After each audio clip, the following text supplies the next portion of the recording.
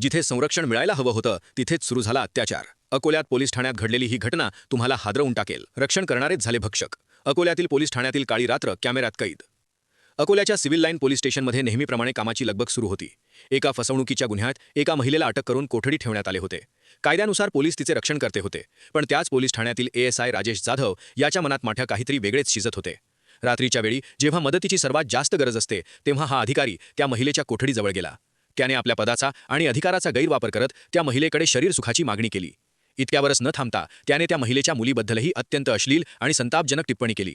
तुझ्या मुलीला पाठव, तुला 10,000 रुपये देतो, असे शब्द त्याने वापरले. एका सरकारी अधिकाऱ्याने हतबल महिलेसोबत केलेले हे वर्तन माणुसकीला काळीमा फासणारे होते. या घटनेचा व्हिडिओ गुपचूप रेकॉर्ड झाला आणि बघता बघता तो सोशल मीडियावर वाऱ्यासारखा पसरला. व्हिडिओ पाहिल्यानंतर लोकांमध्ये संतापाची लाट उसळली.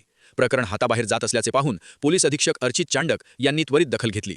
त्यांनी प्राथमिक चौकशीनंतर राजेश जाधवला तातडीने निलंबित केले. प्रकरण गंभीर असल्याने केवळ निलंबनावर थांबून चालणार नव्हते. पोलिसांनी स्वतःच्याच खात्यातील या गुन्हेगार अधिकाऱ्यावर गुन्हा दाखल केला. अखेर राजेश जाधवला अटक करण्यात आली आणि न्यायालयाने त्याची रवानगी मध्यवर्ती कारागृहात केली. ज्या पोलीस स्टेशनमध्ये तो अधिकार गाजवत होता, आज त्याच खात्याने त्याला तुरुंगाच्या गजाआड धाडले. या घटनेने संपूर्ण पोलीस दलाची प्रतिमा मलिन झाली असली तरी वेगाने झालेल्या कारवाईमुळे पीडितेला न्याय मिळण्याची आशा निर्माण झाली आहे. सत्य लपवले जात नाही, फक्त उशीर होतो. अशाच खऱ्या कथा पाहण्यासाठी आताच सबस्क्राईब करा.